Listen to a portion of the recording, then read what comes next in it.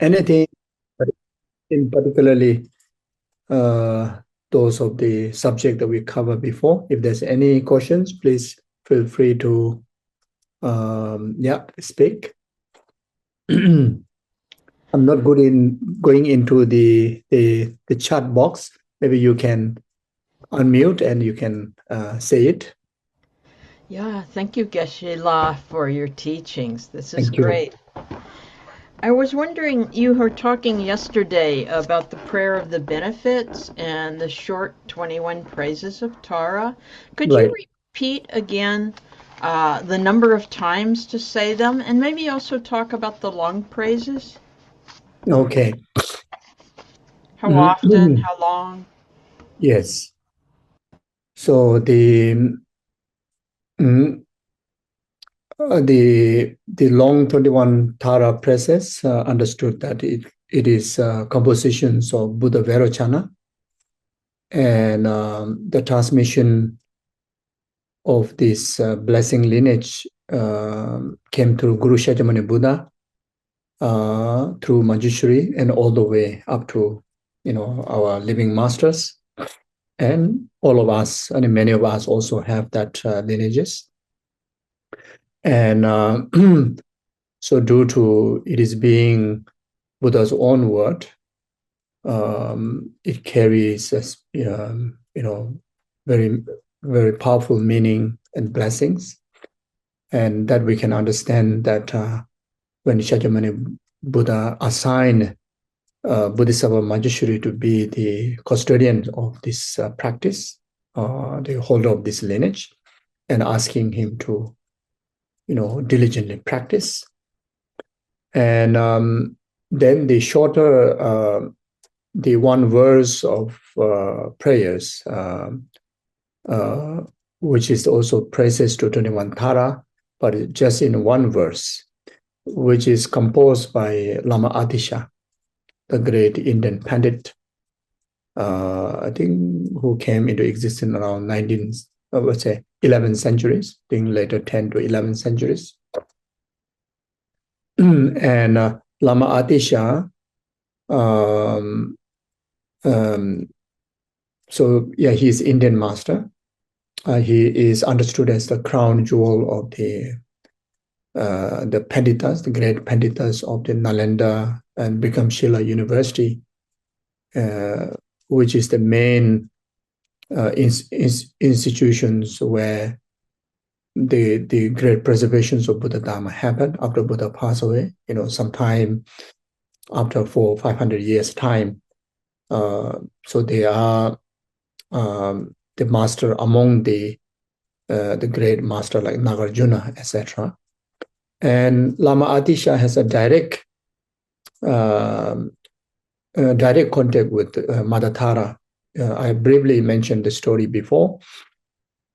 Uh, Lama Atisha has a direct conversation with the two embodiment of Tara. One is understood as a green Tara. Another one is more the rawful aspect that happen in Bodh Gaya. So without doubt that he has, the direct transmissions and the blessings of the Mother Tara herself. And the composition that Atisha did is very much the transmission of blessing is there. So therefore, for thousands of years in the Tibetan Buddhist tradition, um, when you recite these short verses, the benefit is equal to the reciting of the long verses of the 21 Tara process. So that's one thing. So for the general practice, to receive the benefit in relation to the Tara process, then whichever you recite, the long version or the short version, equally serve the similar benefit. That's one thing. But now then, the benefit um, that which also understood, I think, similar like the 21 Tara process, that which composed by Buddha Vairocana. Um, mm, so they emphasize about reciting the 21 Tara praises 2 times, 3 times, 7 times. And that is directly talking about the longer version of the 21 Tara praises and not the shorter one. So, in accordance with the instruction from the root text, then if you wish to do the 2, 3, 7 rounds of practice of 21 Tara praises, then one should follow the long one. Then, as far as concerned with the time to practice that, again, according with the text, it mentioned in the dawn time. So dawn, different season may have, when in relation to the light of the dawn, the timing can be varieties, but usually it can be around 3 to 5, around 3 to 5 a.m. So during those periods are the favorable time. It's a dawn period, and especially the beginning of the dawn, which is around maybe 3 o'clock. Generally, most of the great masters, practitioners, would choose those period of time as their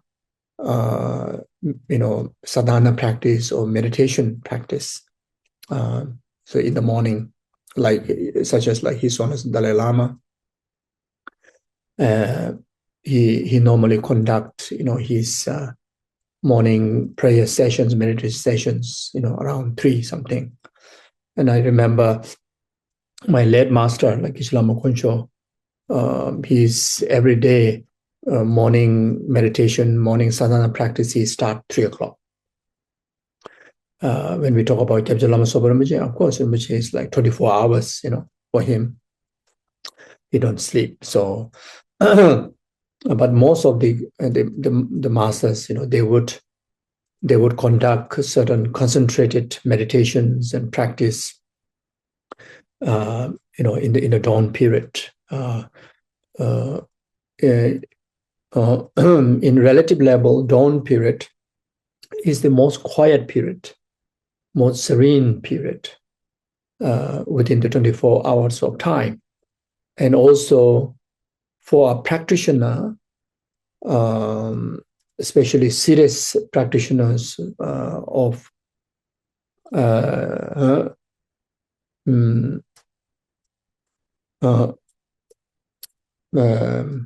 let's say, who is living in the precept, like 8 minor precepts, and then who want to train in meditative stabilization, serenity, or the shamatha, the most conducive period is in the dawn time. For such serious practitioner, they would eat lighter food at the evening, and they try to get to sleep early. Let's say 9, 10 o'clock. At least try to go to bed. Then by 3 o'clock, they try to get ready for the practice. By 3 something, they get wake up, and quite what you call understandable that by then about 5-6 hours of good physical rest.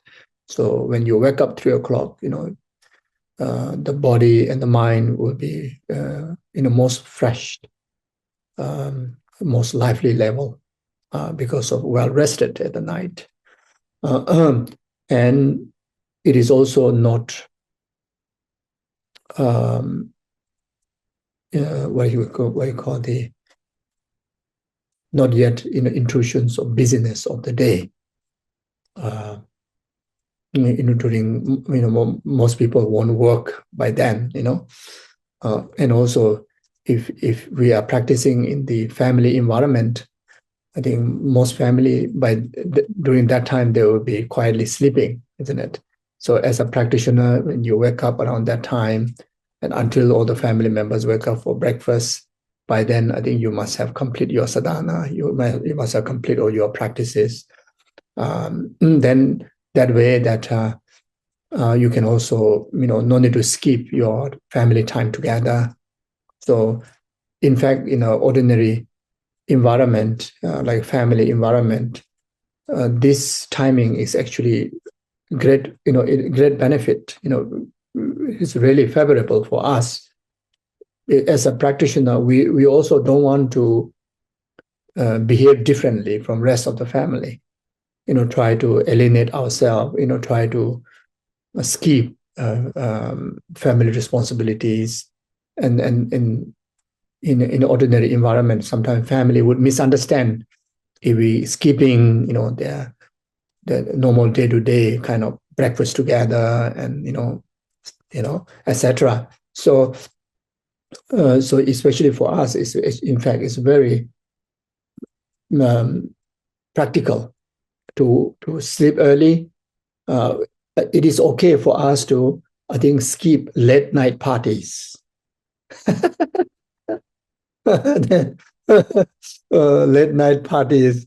So I think the most family may not mind. Most of the family, I think, won't do late parties. so uh, so therefore, get early sleep and wake up early, and by the breakfast time, and be normal. Be at the breakfast table together, have nice breakfast, and go to work, etc. Yes. So it's a dawn time. Is one of the most favorable also to our ordinary mind, because the mind, stay very sharp, and less busyness from the mind side, because activities are not started, so that whichever object of meditation, visualization, and prayers that you want to make, it become very solid, very full force, full concentration. So like that. So as for the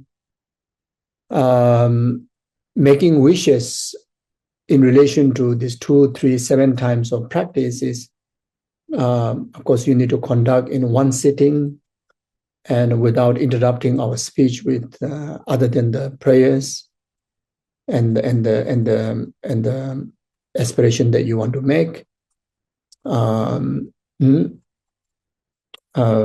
and full concentration, and that also to conduct with full faith, absolute refuge in Mother Tara and it is benefits, it is capabilities, and full faith in the benefit that emphasize in the recitations of the 21 Tara praises.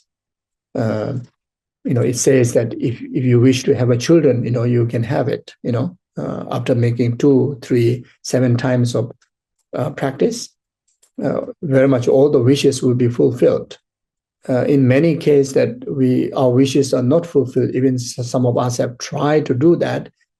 The first element missing is complete reliance with the irresistible faith in Tara and in this practice. We are kind of, I want to check it out. It's not like completely. Yeah, I know you have all the abilities. So I just want to give complete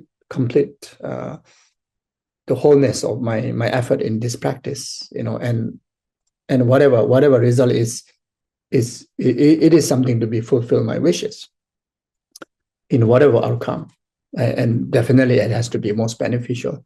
But in most of the time we practice, even though we may not say verbally, but subconsciously, I want to check it out, see whether whatever said in the benefit is really works or not, so then it doesn't work. For spiritual benefit, in particularly in relation to Tantra, even in the word very clearly says Sangha Mebedu is complete conviction and complete faith. That is like a mother to give birth to all the result of the practice.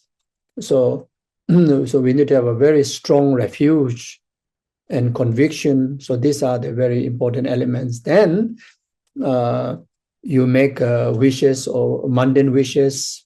But of course, another important thing is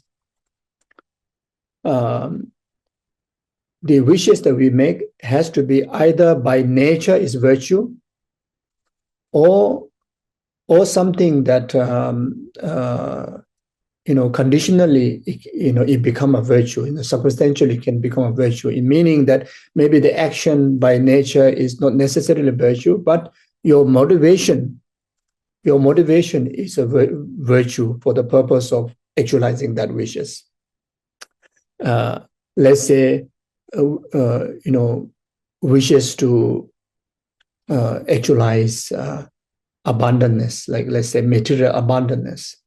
So the nature of the material abundance by nature is not a virtue, is not a non-virtue. It's just a neutral kind of phenomena.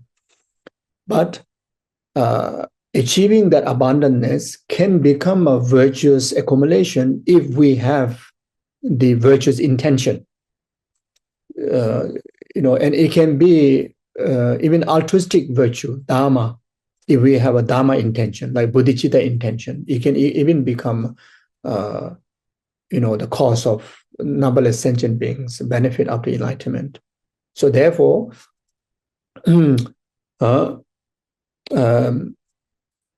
so the wishes that we are asking has to be either by nature is virtue, meaning by nature virtue is like anything that bring fulfillment of liberations, enlightenments, and benefit of elevating sentient being from the suffering. These are by nature is virtue. Whether you have motivation or not, it is virtue. Anything that you accumulate for the causes of liberation, enlightenment, by nature it is Dharma, whether you have motivation or not. But there are many worldly wishes, such as good health, long life, prosperity, and just even a happiness. By nature, not necessarily is a virtue. So if we have an intention, like such as loving kindness, compassion, bodhicitta, as intention to achieve happiness, intention to achieve, prosperity, etc., then it will turn into a virtue, or it will turn into a Dharma. So such kind of wishes, after you sit down, so you make the wishes, very much that as like the motivation, kind of like a motivational or aspirational wishes. Then you recite 2 times of the 21 Tara praises, then make the same wishes, then recite 21 Tara praises 3 times, then make the same wishes, then recite 21 Tara 7 times, then make the same wishes as a part of dedication. But same wishes, but that will become as a part of dedication. Then you conclude. You can conclude after that with additional dedications, like bodhicitta dedications of emptiness, etc. Or even you don't do that, it's still complete. So these are the way how to practice in relation to this 21 Tara praises. But otherwise, just simply reciting even once, is a great benefit. There are also great traditions of accumulating 21 Tara praises 100,000 times, called Doma Bumder. If you see, if one is experiencing that major kind of obstacles in life, one of most powerful puja to be performed, by requesting this to be performed by the Sangha communities, or you can also perform by yourself, getting into a retreat, 100,000 times or 21 Tara praises. Or even some rounds, can be so beneficial. Just 21 rounds can be so beneficial, but culturally, traditionally, the 100,000 times of 21 Tara praises understood is a very, very powerful. So you can perform this for yourself, for family members, or you can also dedicate this for the, like such as the long life of the gurus, long life of your parents, and peace and happiness of the world, like that. Thank you, Thank you. Thank you, Geshe-la. I have a question on the chat. It Sure. says, can you review the SOG substances, preparation, vessel, how to take care of them properly? Okay, so so for the soap offering, so most important substance is um, uh, the nectar called bala and meat, isn't it? The nectar. Usually, since this is in relation to high suga tantric practice, then there's sections of practice to purify the ordinary substance, and for that, just to achieve that, we need to use the ordinary substance, such as alcohol. Like you can use, like what you call the clear one, whiskey, like kind of like, like that. Then you have to use the another substance is the meat, part of the animal product, the meat. So both of these substances are, in fact, is impure substance. Purposely using this substance to in order to achieve the level of the practice of purification, through the samadhi, through the tools of the substance, and through the tools of the mantra, and through the tools of the daily yoga practice. That only purification only can be achieved, at least within the puja. There's one person who have already have high Sukha Tantra initiation, have done the retreat, so that can perform these practices. But then, just for the accumulations of merit that you want to perform the talk, and there are no such kind of like one individual who can serve as a Vajra master to do all these practices, then you can use even apple juice, and you can use maybe cheese, for the meat. You can use cheese for the alcohol. You can use maybe apple juice or black tea. Then you can add some precious pills like Om Mani Padme Hum pills in it, to the nectar, like that. So otherwise, for the alcohol, you don't need to put any of these blessing pills. Just have the pure substance. And usually, the pure substance, can carry there are 5 different kind of the substances, impure substances, and the 6 medicinal herbs, etc.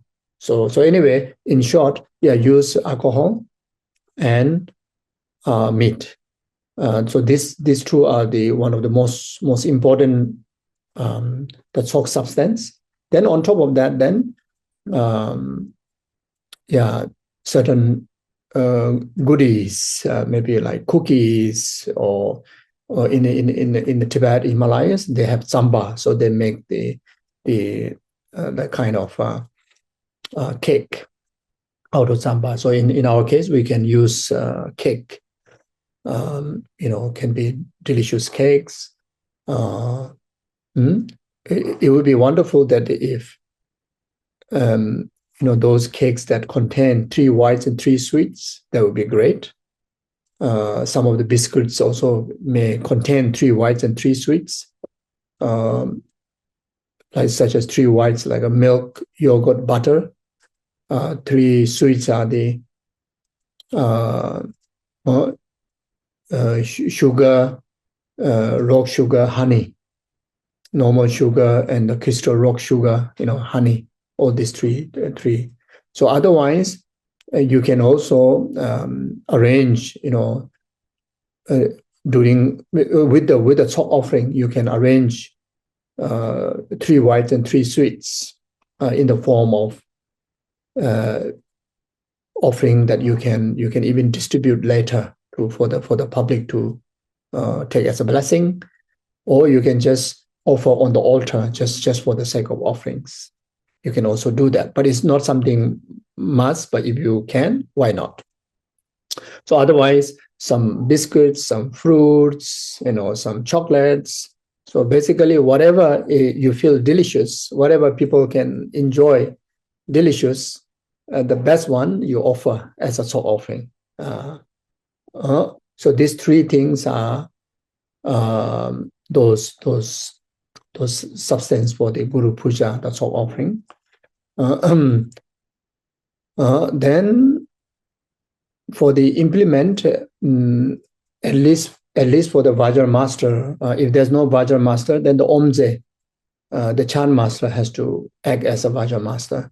So if there are sanghas, but not necessarily all the sanghas also may have the high Tantra initiation and have done the retreats, So in that case, if there's a lay practitioner who have high Tantra initiation, who have done the retreats, then even there's a sangha, but the sangha haven't done all these practices, then you, as because of the Vinaya vow, the sangha always, sit first. You offer the sitting first. So during Guru Puja, you can still let the sangha, whether they have the practice or not, let them sit first because of the vow. Then after that, you can, at least in the front row, in the first row, have someone who have those practices as a Vajra master. But then not necessarily, even some individual have have the initiation, done the retreat, but they may not be familiar with the Guru Puja, so may not know how to use all those implements and those of the mudras, timely blessing the soul offerings, etc. So you can still have that person, but then at least the Omje should know all these rituals. So the Omje can use the Vajra bell, the Dhamarus, and the nectar offerings, the salt offerings, etc. Like that. But then if you have an assigned Vajra master, then during the salt offering itself, when the salt is lifted up, in some area, some centers, I saw that the lift up salt you offer to the altar, even though you have a living Vajra master who is present, could be sangha, could be lay person, who's sitting on the front row. Then the salt offering actually present to the Vajra master, not to the altar. So then after you present to the Vajra master, then you can also already prepared the proper salt offering that which you can put on the throne, you can put on the altar, wherever you want to offer. So main thing is the first, the salt, the live up salt offering should place onto the Vajra master. You can do that. So if the Omje, in some places only 1 or 2 people, and if the chant master, he or herself, is doing the also the role of Vajra master, then the salt offering should face towards the Omje and put there. Can do that. And in some case, you can have a 2 or 3. Let's say you have a one main throne where you put your guru's pictures, like His Holiness Dalai Lama's picture, Lama Tsogyal's picture. Then 2 people beside, so now you can have 4 people standing up, one is holding the chalk for the Vajra master, another one is holding the chalk for the throne, then the another 2 holding one is the meat, one is the alcohol. So all 4 stand up together. So then when you go and present, the person who's presenting the talk to the Vajra master, simultaneously also the another one go and present on the altar. So you can do like that. So something like that. Thank you, Geshe-la. Thank you. Scarlett, I think you're next. Do you want to unmute? Yes, hello. Oh, Um, this is kind of a technical question. So when we do, I think my understanding is we could choose whether we want to do the long or the short version of the Tara Puja, I guess, depending on time. Maybe. I don't know if I misunderstood that. But if we're doing that and we're doing it two, I think you said 2, 7, 21 times or 2, 3, 7, 21 times. Is it one sitting or is it like one day two, one day three? And then like for how long do we do this? That's one question. And then if we don't want anything, like sort of material, or we're just doing it so that like I guess there is a want for merit accumulation yeah. so that we could perhaps find a teacher. Um, how long do we do this? Because finding a teacher where I live seems really impossible. So Mhm. yeah, I'm just kind of wanting to Sure. know if you can help with that. Sure. Okay, thank you. The recitation is in fact is 2 times, 3 times, 7 times. So that's the one complete set. But you can repeat that many sets. There's no number after that. So that's one thing. And yes, you can dedicate this for just for the well-being all sentient beings enlightenment, or you can just dedicate this for yes to meet qualified Dharma teacher, to have a Dharma teacher in your life, etc.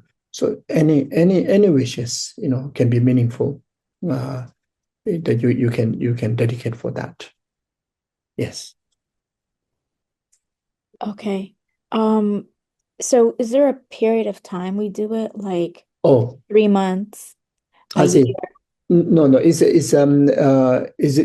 just one set that itself is a complete, and but then of course we sometimes the wishes are not fulfilled because of there's also a blockage of many karmas, blockage of many obstacles that could be accumulated from beginningless lifetimes. So so even though there's a military resources there, but then at the same time, require to purify more extensively. So for that purpose, then, very much you keep doing it until the things are working for you. So definitely it works from the very beginning, and in a very much whatever that that wishes that which is deserved to us in accordance with the karmic cause and effect. It will be achieved. But then if it's not happening right now, that means that we need to accumulate more resources, and that through this repeated practice, it can go on for maybe like month or even year or even few years. So yeah, we basically, we have to practice until we become Buddha, isn't it? Mm-hmm. Yeah. Thank you. Thank you. Kim, go ahead. Can you unmute Kim?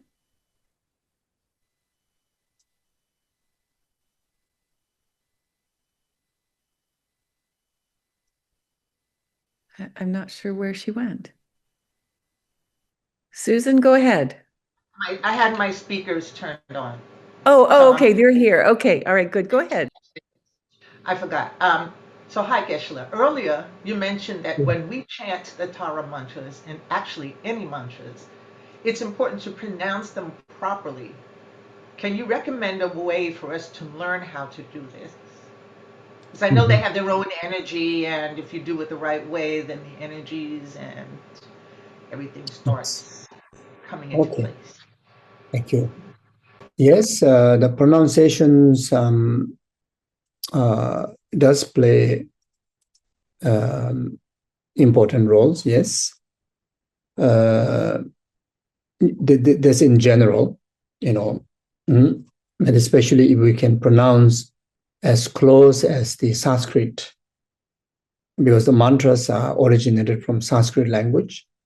So the reading according with the Sanskrit way that give us, more accurate pronunciations. So I mean, it would be beneficial if we can learn, in fact, from someone that will understand Sanskrit. Uh, even the mantras that recited by the Tibetans in Tibetan language, even though the direct copy from Sanskrit, but still it can be some kind of so certain little changes can occur.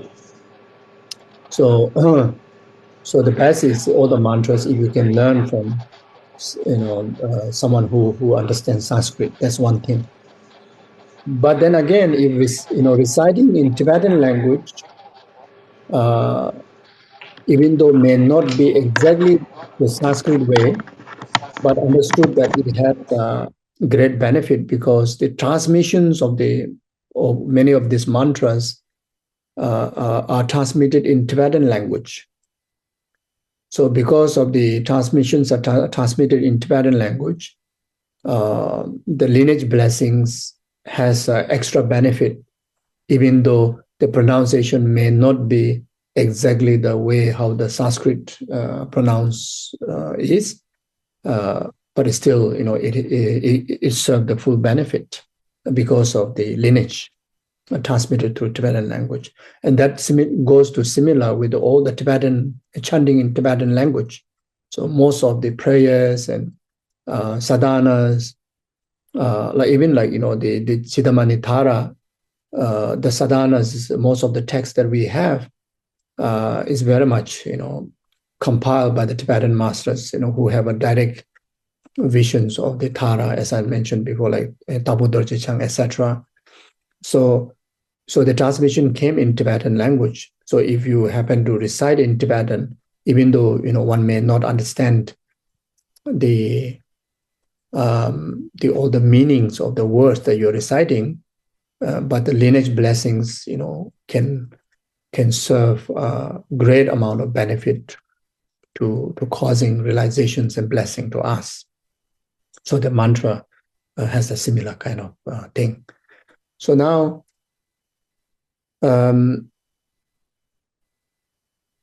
so the pronunciation is important, but more than the pronunciation, the conviction in the power of the mantra and the faith and the conviction in the power of the deity of the mantra and the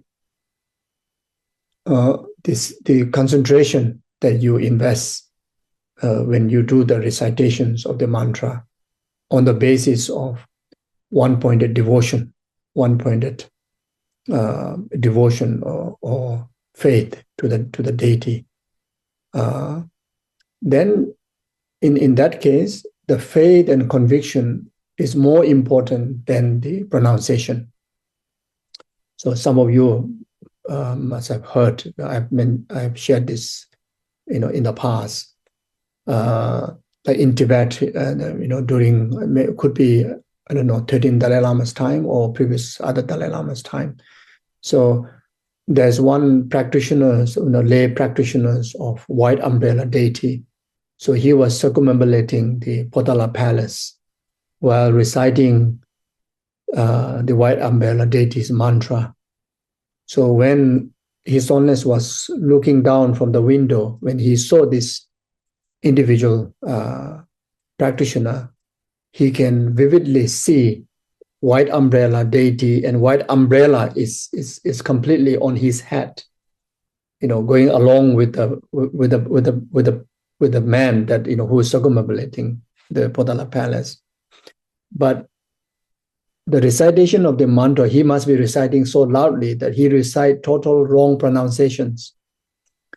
So His Holiness thought that if, even while reciting wrong pronunciation, he already have this abiding of the white umbrella on his crown. If he recite with the correct pronunciation, it will be even more benefit, maybe greater realizations. So His Holiness called him up to his shrine and taught him the correct pronunciation of the mantra. So he diligently learned the correct mantra. So then, as a daily routine, this guy go around and do circumambulation, and the second time, so His Holiness curiously, watching over him, and that day he was reciting the pronunciation so correct, but the white umbrella disappeared. So white umbrella is not anymore then. So then His Holiness was a bit kind of like concerned and quickly called him up and says that, no, don't follow me. You just recite the way how you recite.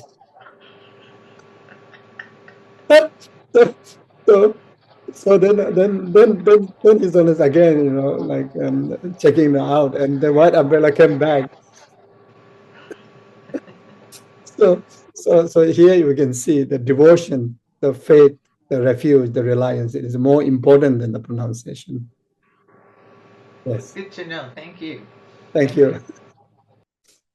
So we all are good, whichever way. You can recite Japanese way, English way, Chinese way, Tibetan way, Korean way, whichever way, as long as faith and conviction is intact.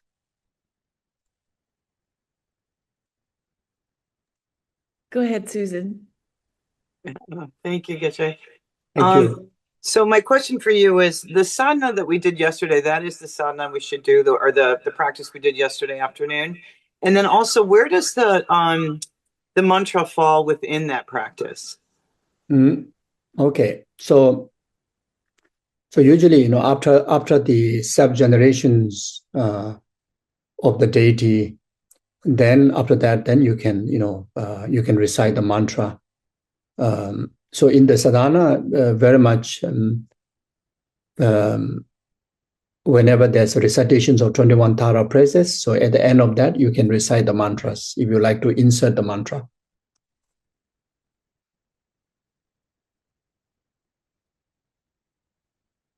Thank you. Thank you. Okay, Geshe, we have a question online. What is the difference in karmic impact between chanting the Mani mantra and chanting the Tara mantra? Okay. Okay. The one very specific, differences in the karmic impact is that the connection that you make with this, two different deities. So this, even though all the deities are manifestations of the Dharmakaya of the three-time Buddhas, but manifesting into different form, different purposes, that is related to in accordance with the different karmic dispositions of sentient being. So someone who made the Tara practice surely shows that we have a special connection to Tara.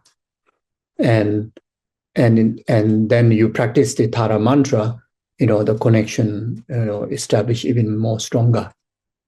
And the benefit in relation to Tara will be, swiftly granted. But then that doesn't mean that there's any limitations that you have in relation to cherishing mantra, So when you achieve the Tara, you achieve all the three-time Buddhas. When you accomplish Tara's enlightenment or Tara's blessing, you accomplish the blessings of all the Buddhas, including Chenrezig. So through the lineage of the Tara.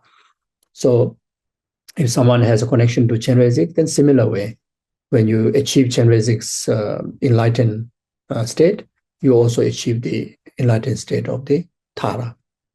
But the sweetness of the journey and the effectiveness of the blessings and the practice also dependent on the connection that we have. And the connection is very much done by ourselves as well as by the deities, their lineages, like Tara, like the prince, princess Geshe. She made a special aspirations to come into the world in certain particular time, come into the world for to bring about specific practices, inspirations, and that is Tara's practice existing today's time obviously shows that we have a connection.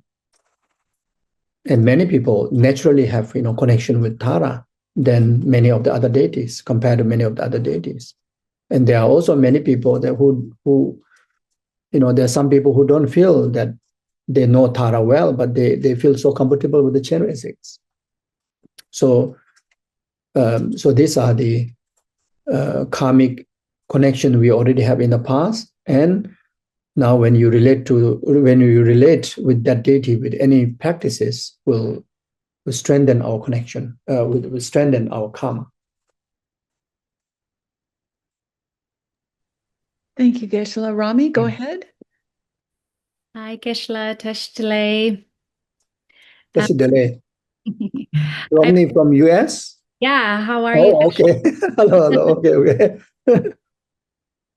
I was wondering, would you be able to describe the visualization that you use when you're reciting the 21 praises to Tara? Yeah. So you see, there are few visualizations. So mainly three major visualizations. Or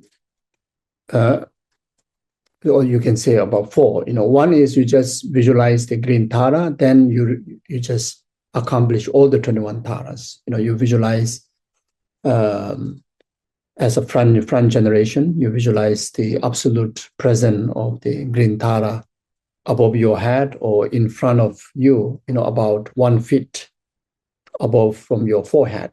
Like if you sit like this meditation posture and you want to look upwards without head need to go up like that, your eye put upward, right there you can see the entire completeness of the Tara and it is retinue. Or you can visualize on top of your crown. And if you are doing this practice that mainly to benefit yourself, then Tara facing towards you. And if you want to do this practice to benefit specifically for someone, let's say someone's for health, etc., then Tara on top of your crown facing outward. You can visualize like that. That's one way. The another way is that when you recite 21 Tara praises, each verses you visualize those specific Tara. So each of the verses is in fact emphasizing the characteristic of each of the Tara, and you actualize them individually in one by one, like how we organize the Tara statue on the altar, how we organize Tara Tanga, like the green Tara in the central, then after that, then the rest of the 21 Tara one by one sitting around her. Or you can also organize like sitting side by side, So you can do that. Then, so now on the basis of that, the clarity of viewing these Taras, one is like a bird eye view. You see them, everyone, all the 21 Tara there, but no need to go detail. No need to go detail of their color, their look, their implements.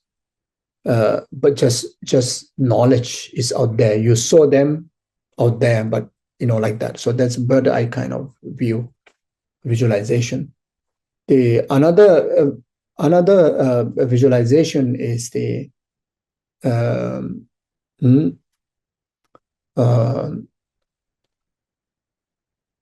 one by one. You establish detailed characteristic, like inviting guests one by one, greeting them one by one, and ushering them to sit in their dedicated seat one by one. You can do such visualizations.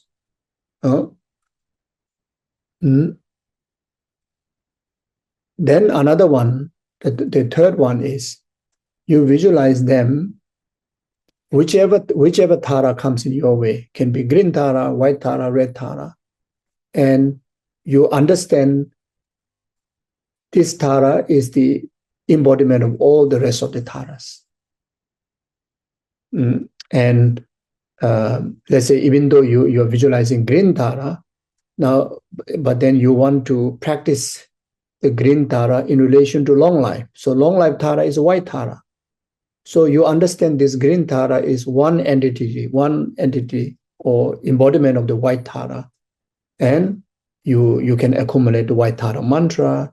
You can do 7 limb practices dedicating for the long life, clearing obstacles, etc.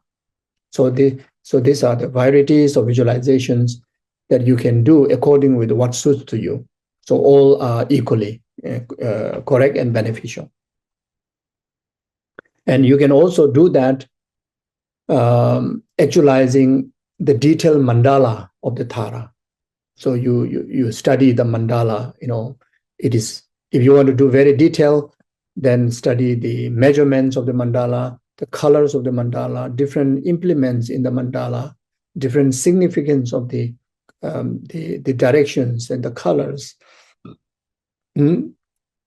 So that can be done. Otherwise, again, it's simply have the bird eye view of the mandala. Whole mandala is up there. Then the center of the mandala is green Tara. Then surrounding is all the 21 rest of the other Taras. You can also visualize like that. So that's one thing. Then another visualization is self-generation. If you have initiation, then you purify your ordinary identity, including of the ordinary base, our ordinary body, speech, and mind, completely purify into empty through the tools of emptiness. And from that void of empty of all the ordinary, then you arise, such as Sandhis. You can use Sandhis, Mundis, first lotus, of course, then Sandhis, Mundis, then syllable thumb, or lotus, mundis, no need Sandhis, but lotus, mundis, and syllable thumb, green thumb. Then from that syllable green thumb, then miraculously, either you can, arise miraculously the wholeness of the Tara, or you arise from the, so there's a few ways. One is like from the feet all the way up to the crown. Or another one is from the heart level, from the heart chakra, because the syllable thumb is the very much the Dharmakaya nature of the Tara. Then from there you manifest the rest of the structures of the look, the physical body, and the rest of So very much like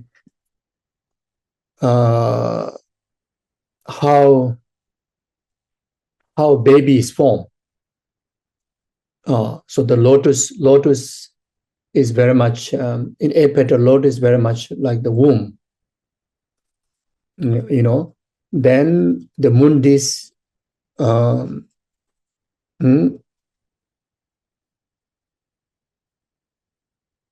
so lotus is very much like the womb, the empty, the space. Without the empty space of womb, you cannot form, you can hold a baby there, isn't it? So, but the lotus also understand the definitive meaning is emptiness. So and that is the energy of mother. You can also understand that mother's egg. The lotus symbolizes the mother's egg, or symbolized as a mother, or symbolized as the space in the womb, the emptiness, or the wisdom of emptiness. Then the moon dish is very much father's, is a method, the father's substance. You know, when you want to form a baby, then you need father's substance, mother's egg, isn't it? Father's sperm, mother's egg. Then just having these two is not good enough. You need the continuum of the consciousness, and that is the syllable thumb. That is the syllable thumb, the continuum of the Tara, which is one entity with your own Dhammadhatu, your own Tathagata essence, your own Buddha nature. So then, since the continuum is one essence of yours and the Tara's one essence, the Tara you visualize in front, or Tara that which we know, the Buddha, it is Dhammadhatu and your Dhammadhatu. Is one essence. There are no two different things, one entity. So on the basis of these three things coming together, like the baby, father, mother, then continue with the past lives consciousness, then in the womb, how the baby become is truly miraculous, isn't it? It's like a miraculous. But then if you want to use the scientific tool, then you will also can see, like stages by stages how it become. Of course, in the teaching also taught, like how it form, gradual process. So you can visualize exactly like that, detailed process of becoming Tara. So here you really become Tara because you are born out of same entity. If the Dhammadhatu of yours, the ordinary person, yours, and the Dhammadhatu of the Tara, the enlightened one, if it's two different entities, then we can doubt, okay, how come I become Tara, So, you can say, oh, okay, am I hallucinating? Am I just projecting something is not as I am? No, it's one entity. So there's a logic there, there's a really valid logic there. You see, then also just simply visualizing, it didn't become like that because there's a valid cause and effect, a presentation of the cause and effect. The cause and conditions are definitely there, like how the baby was produced by the conditional cause of father mother substance. Without that, how powerful our spirit may be also cannot be baby, isn't it? Human baby. So this three factor has to come together, then we become real human being, isn't it? The real human baby, isn't it? So similarly, through that process, when you become Tara, you are real Tara. So that's beautiful, isn't it? So then no doubt. So you are really Tara, absolutely Tara. So that's why the more deeper understanding we have in emptiness and how the cause and the subtle level of how the cause and effect works, and how how the ultimate nature exists as a one entity. When we have this solid kind of conviction in understanding, then when we do these sub-generations of the deity, then there's no doubt that you are not Tara. You see, really that you the divine pride is a real. You can really, you become the object of veneration. You become an object of merit field. And this is also one of the highlight of why Tantra is so precious. you can enjoy the resultant enlightenment even before becoming Buddha. So that's the specialness of why Tantra is so special. You see, so these are different visualizations. So you become Tara. Then you uphold the divine pride of the deity. That's meditation, beautiful meditation. So you just make sure don't lose the mindfulness. Then you can watch TV, you can go for shopping, you can, if it's sunny, go to the beach. Tara is on the beach. If it's cold, then maybe just now I saw there's a lot of kids playing on the snow. You can be Tara and playing on the snow. And you can be beautiful Tara, the wife of the husband, beautiful husband Tara to the wife. You see? So why not? So all these meditations that you can do. So these are just some few suggestions. Thank you so much, Geshe. Thank you. I also just have a cheeky request. Would it be possible for you to give the oral transmission for the 21 praises? Okay. So we can do that. Yeah. At the end, we can do that. Yes. Thank you, Geshe. Thank you.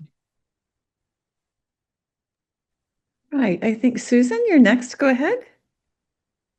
Hi, Geshe. It says Susan, but it's Mindy. Oh, yeah. That's why I was wondering, who is that? Yeah. Just a couple of technical questions about the praises to the 21 Taras practice. The first is, are we talking about just the praises to the 21 Tara or the 4 mandala practice that we did yesterday that included the praises to the 21 Tara? Oh, just the 21 Tara praises. Okay. And when we say 2, 3, or 7 times, do we mean either 2, either 3, or 7, or 2, 3, and then 7? Yeah, 2, 3, then 7. 2, 3, then 7. Okay. And then the last one is, could you speak about the importance or the benefit of chanting versus just reciting? Okay, chanting and reciting. Okay. Yeah, the chanting, it has its own special benefits because of the vibration that you can deliver out of it. And also chanting in the group has its own vibration chanting together with a certain melodious way. And also especially if the chanting, there's particular tune, and those of the tune in the pujas, in the traditions of all the sadhanas are not anyhow individually, created those tune. Some tune in our eyes may not be so melodious, but it carries the benefit because it was directly transmitted. All this to very, very, very much to do with the transmissions. So received through transmissions, and mostly by Tara herself, through Tara herself, and that's how those of the like the great master, like one very obvious example, Kyabjalama Subrambache, very, very particular with the tunes. And even though everybody is so tired, everybody taking all the teaching puja so long, but then he will carry on with the extensive tunes because of the blessing through the vibration through the tune. The chanting, it comes is a very, very exceptionally special, so yeah, so yes, then now, yeah, so don't know whether I answer your question or not, but then so when the recitation, so there are few ways of recitations which is emphasized in the sadhana, emphasized in the teachings.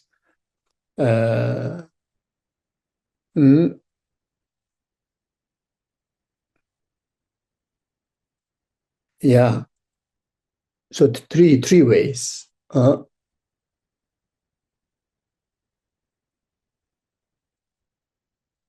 So one of the way to chant very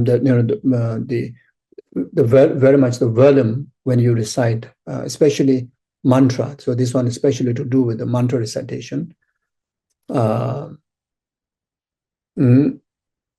have to recite not too loud that until the next person who's sitting next to you can hear. So when you recite the mantra, the next person is hearing, then it carry limitations in relation to samaya. But then you also need to recite that you can hear. So when you recite, you don't hear, also carry limitations. So there's a very fine, fine line. So this is to do with the verbal recitations of the mantra. So best is like if you're conducting group retreat, then good to have at least some distance, between the two person, so that easier to adjust the volume to yourself. So that's one thing. Then the second level of recitation is the mental recitation. So the mental recitation, you completely have to stop verbal activities, verbal recitation. And also, since we say mental recitation, this is talking about the number 6 mind, number 6 consciousness, not talking about I consciousness. So you have to recognize the letter, the mantra letter, and you have to read them through the eyes of your heart, not through the eyes of your eye organ. So of course, for mental recitation, you need to organize the mantra garland in 2 ways. Either you organize the mantra garland on your heart, syllable thumb, after you become Tara, and that Dhammadhatu, the syllable thumb, adorned with the mantra garland, Om Tare Tu Tare Ture Soha. So you read them one by one. Or front generation. So you have visualized Tara in front of you. So at the heart of the Tara, central is syllable thumb. There's Om Tare Tu Tare Ture Soha. Now you are reading the mantra at the heart of the Tara, but not by your eyes, through your heart. And this technique is understood that not easy, but very powerful. Very powerful to sweeten the achieving the samadhi. And this can be also become the tools to achieve even shamatha in relation to the practice of mantra, to quickly achieve the single-pointed concentration. You keep doing it, you may be able to even achieve single-pointed concentration. And also the higher attainments, like such as clairvoyance, because it naturally kind of withdraw all the conceptual mind. Why we don't have clairvoyance, why we don't see further than what human mind can see, is because of the conceptual chatter, the dualistic aspect of the mind. So when you do mental recitation, you need to pay single-pointed concentration, and you also need to use the 6th level of the mind that help naturally to withdraw or overcome the conceptual chattering mind or disturbing mind. So this is one of another way. Mm-hmm.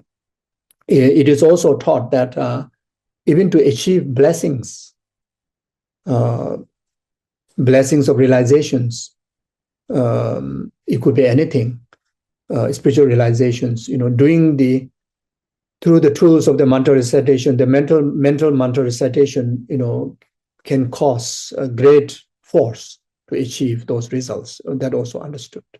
Yeah, but when you do mental recitation, one thing for a beginner has to be careful sometimes it can cause the activations of the wind energy too much, because there's a sense of stress may occur, because it's naturally kind of, you need very dedicated concentration, and that can stress the element of the wind, and the element of the wind kind of become higher, and that may cause kind of some kind of how to say how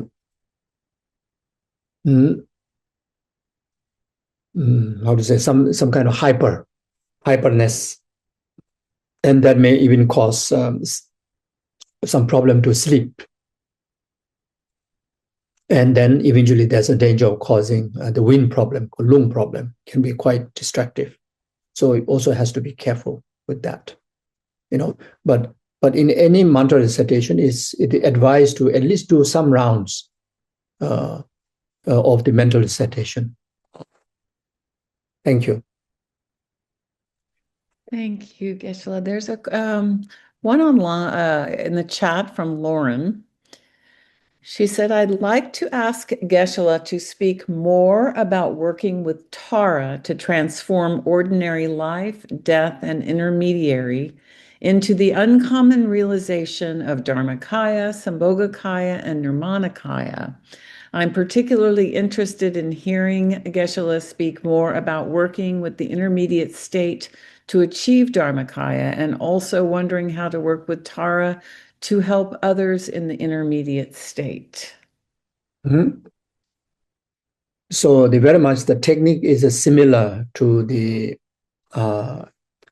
the death process and clear light practice, the dream yoga, and the yoga of birth, similar to such as from the Mother Tantra teachings, like Vajra teaching from Hirukachara Sambara, Vajra Yogini, is very much the same thing. The only difference is you just use, if you want to do the visualizations of the mandala, then you just change, the shape, the mandala. Like such as an example, after let's say going to the bed. So first we train in our ordinary life, ordinary day to day, when we are alive, taking the sleeping experiences as onto the path, as taking the death onto the path, as a dharmakaya. Then so for that, very much you actualize the, like in relation to Tara, that you actualize the Tara mandala, the bed that you're going to sleep.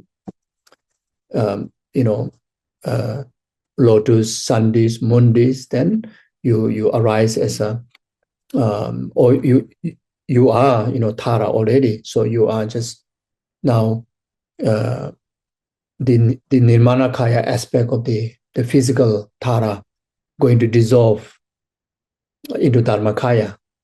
So gradually, falling into sleep, you can use the visualizations of the death process, the dissolutions of the earth element, fire element, water element, wind element, then 80 dissolutions of the stages of the 80 conceptual thoughts, then the white appearance, red appearance, black nail appearance, then by at the very time,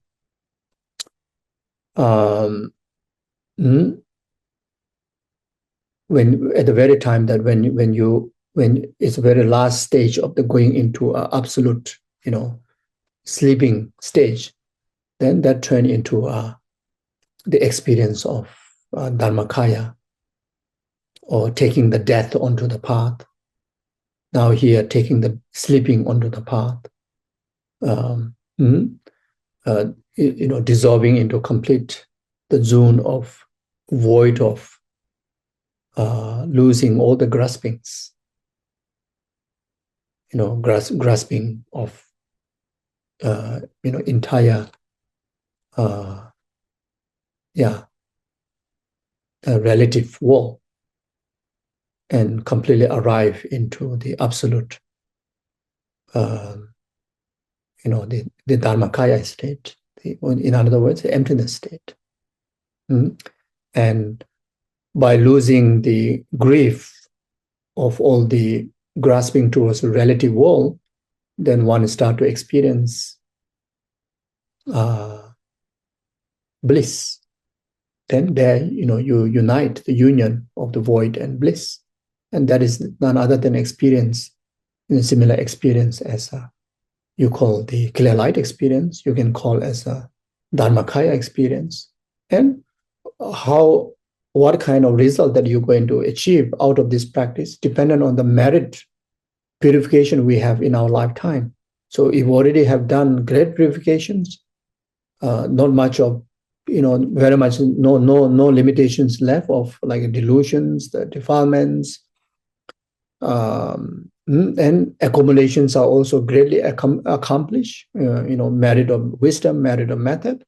Then during that experience, you even possible in the sleep you experience, at the time of sleep you experience Buddhahood in the form of Dharmakaya, and that translates when the death is occurring, you are able to take this experience on when we are dying, and when the spiritual death occurs into our way, and there you actualize the enlightenment in the actual Dharmakaya. So then you can claim that you become Buddha in the Dharmakaya, using the clear light onto the path like that. So then, if that is not successful, then comes the dream yoga, and again, day to day, 24 hours of every 24 hours is opportunity for us to train. After sleep and see, since you sleep that way, repeatedly sleeping that way,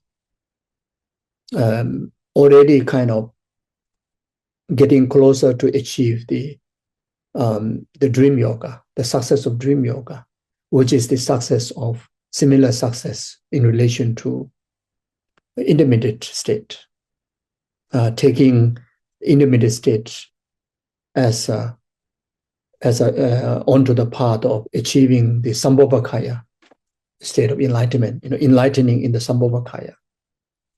So, of course, at the beginning, in the dream, we may not realize what's going on, but when we wake up, you can check the quality of the dream state, and sometimes there are possibility of even experiencing, did I sleep last night? Did I stay whole night awake? Because it's just like so lively continuum of the meditation that you've been doing at the time of falling asleep, and almost you didn't remember that you went into sleep, but the freshness of the continuum of the meditation you've been doing, the Dharmakaya meditation or emptiness meditation you've been doing at the time of falling into sleep is so lively. But at the same time, you went to sleep because you feel so rested. The body is so fresh. Because if you didn't sleep, then when you wake up, you'll be groggy, isn't it? Your body is so tired, you feel like you're going back to sleep again, because there's not enough sleep, isn't it? So someone who really went to a restful sleep, when you wake up, you'll be so fresh. Your mind will be so fresh, your memory will be so fresh, and body will be so fresh. So from there you can determine, and more the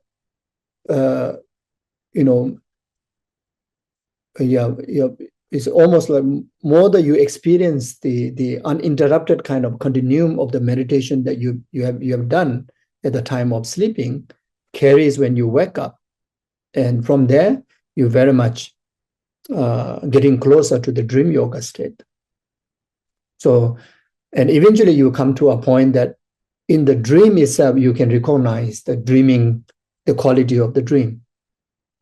There's a state of mind which is very much the wisdom state of mind that can watch over the activities of the dream, and you can even kind of design or manage, very much manage the process of the experience of the dream or the meditations of the dream. Then again, what kind of result that you're going to achieve in relation to the dream as well as in relation to intermediate state is ultimately how well purification we have achieved and how well accumulation of merit we have accomplished. So therefore, one of the very purpose of practicing Dharma is to do two things: purification, accumulations of merit, accumulation of merit. So that's why Tara Puja is so important. Tara practice is so important. 7 limb practice is so important. In another way, everything we do, we do service of sentient being, service of Dharma, all sort of practices. Anything is false in the practice of these two practices: purification, accumulations of merit. So that will define the result of all these different yogas. As far as concerned with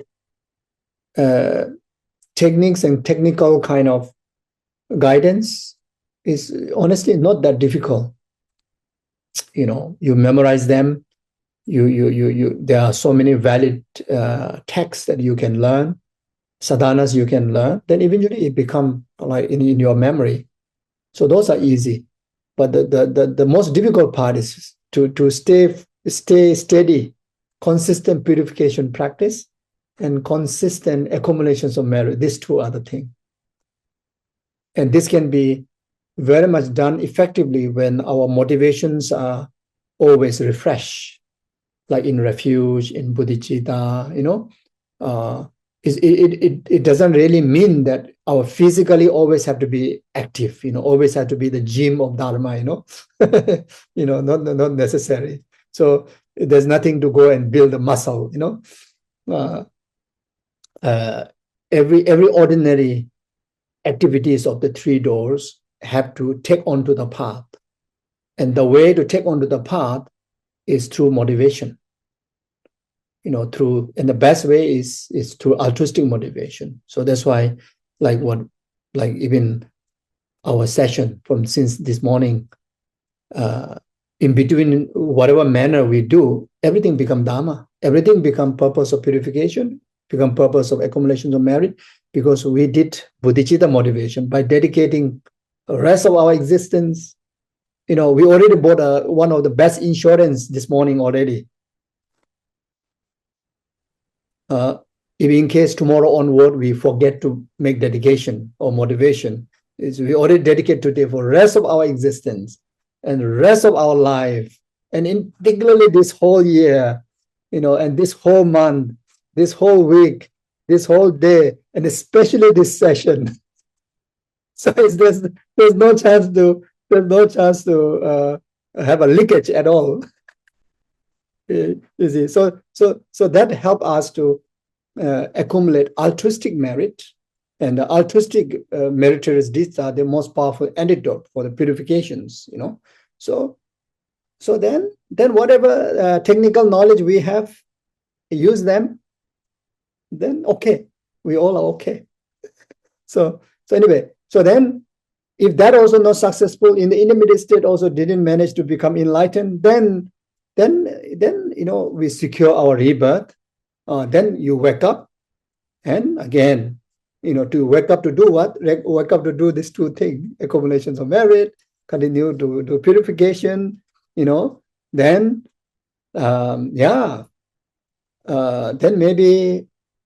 then maybe when you are 1 year old, maybe enlightened. 5 years old, maybe possible enlightenment. If that also not, then when you are teenage, maybe enlightenment.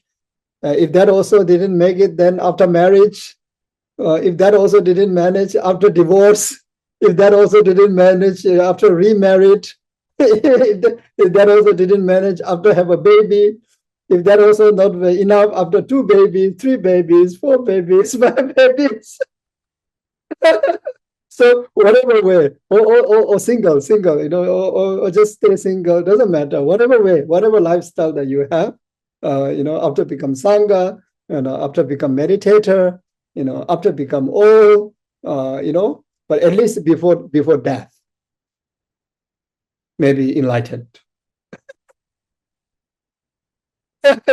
Before death comes, enlightened. And if that also didn't happen, then no worries, because that definitely going to happen. So we have another round, another opportunity to exercise, taking that onto the path, and then all these three cycles, ordinary cycles, we can use as a basis to achieve this spiritual kind of benefit, like enlightenment, like that. So just briefly, something like that. Okay. Thank you, Geshe-la. There's Thank you. another one in the chat. And then after that, Philip, you're next, and then Rami, and then we can go back to the chat for as long as we have time. Geshe-la, would you please review the connection between Vajrayogini and Tara, particularly in relation to practice? Mm-hmm. So one relation is because of both are mother Tantra. So they are in the same family. The second connection is both are female deities. Then another connection is both the tools of sweep path, the deity that which grant a sweep path, comparing to all the other deities.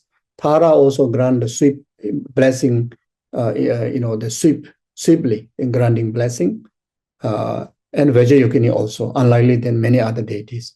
Then both of them, in the 5 degenerated time, one of the easiest way to practice for our most distracted people like us, busy people like us, these 2 practices are most profound, but yet really simple, and we can manage to practice, So from that point of view also, they really serve as very much, same kind of benefit. Then also Tara,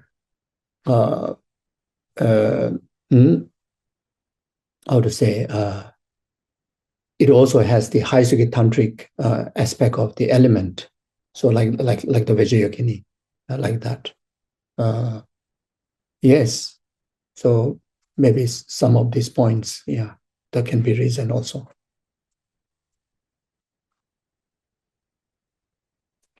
Go ahead, Philip.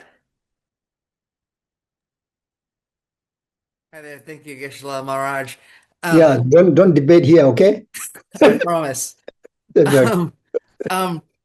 When you were describing several minutes ago the method for visualizing and manifesting Tara, one of the things that you said really struck me, and that is that like you have to really have a strong, solid understanding of the wisdom of emptiness in order to do this. So can you maybe recommend a like book or practice to generate a more solid understanding and like a real understanding of emptiness? I feel like I have at least like a base level, like a preschool, maybe like baby understanding of emptiness, and I would like to graduate to kindergarten. Okay, you're already good. You're already in the kindergarten. I'm not even there yet. I don't think so. I don't understand. So I rejoice to you. So I need to pray to Tara more to quickly become just like you, quickly enter into the school. So anyway, I would recommend, even though there are many texts, but in the Lama Tsongkhapa's the wisdom chapter of the Lamrim, I think that can be, Lama Tsongkhapa have done all the homework for us.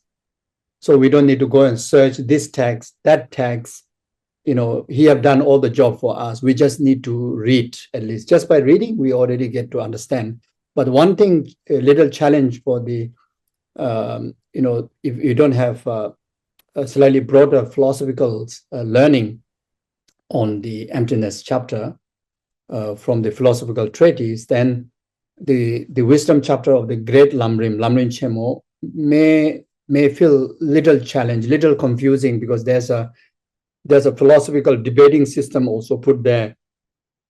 So, but it's still very beneficial to study that way, that we we gain sharper kind of tools to grasp the meaning of emptiness. But then try to land on the wisdom chapter of the middle length Lamrim by Lama Tsongkhapa. So there, Lama Tsongkhapa already clear most of the philosophical debate is very much like straightforward, very much like literally can just take it, whatever the teaching that he emphasized on emptiness. I think there's no greater text than that. Of course, such as Nagarjuna's, the root of the wisdom. These are the root texts, but they are not so easy to really understand some of the definitive meaning. So there are a lot of interpretation has to be done, but then Lama Tsongkhapa's the works are also kind of understood those root texts. So then he translated into a lighter kind of language which is nearer to us. You see, so I would confidently can recommend Lama Tsongkhapa's the Lamrim, the wisdom chapter, especially middle length, but at the same time study the wisdom chapter of the great Lamrim, and of course the Shantidevas, the wisdom chapter also, one of the clearest presentations of the emptiness. But then again, it comes in the verse form. And sometimes, it can be some challenge. And the Ketu Rinpoche, the Lama Tsongkhapa's, the second heart disciple, the junior heart disciple. So he have composed commentary to the Shantidevas, the Bodhisattvacharya. So when you refer to the chapter 9, the wisdom, on the emptiness. So from there, then again, you can get straightforward kind of correct understanding on emptiness. Thank you. Is there a specific translation that you would recommend? No, I think can in the APMD from a wisdom publication such as Dr. Tutin Jimba have translated, and there are a few translations. I think not Dr. Tutin Jimba. Then there's one text. I don't know who translated, but you can find in the publications of the wisdom publication. You can find that. Thank you. Thank you. Thank you. Okay, Rami, go ahead. Tashidele Geshe-la, it's Carol here. Tashidele. Carol from Australia, Carol. Hello. Oh, okay. Yeah, me. Lovely to see you. Yes, me too. Thank you. My question has to do with the mental recitation. I was wondering, do you have to read the mantra in the Tibetan or the text, the phonetics, or the English is fine? The mantra.